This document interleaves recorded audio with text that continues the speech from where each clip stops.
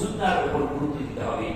কেন আমাদের মধ্যে এই বিভাজনটা কেন? শুধুমাত্র আমরা সুন্নাহটাকে গুরুত্ব দিতে চাই, যে যেই সমস্ত সুন্নাহগুলি সহিহ সনদে বর্ণিত হয়েছে ওই সুন্নাহগুলি সমাজে প্রতিষ্ঠিত করতে চাই, বিদআত আমরা দূর করতে চাই। এটি আমাদের পরিচয়। আমরা মুসলিম, তারাও মুসলিম।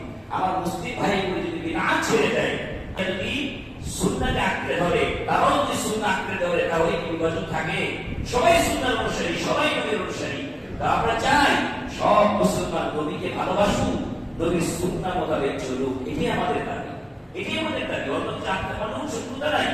জায়গা জমি নিয়ে আগামী সার্টিফিকেট শত্রুতা এখানে আসবে না। এখানে যদি বন্ধু আর শত্রু একটাই, নবীর নামে কোনো কিছু চালিয়ে দেওয়া যাবে না।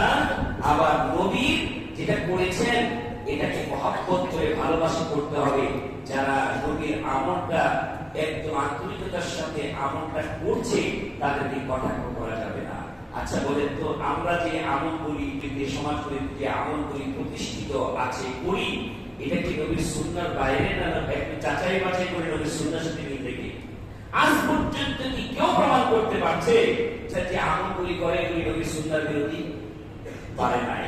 হয়তোবা বলেছে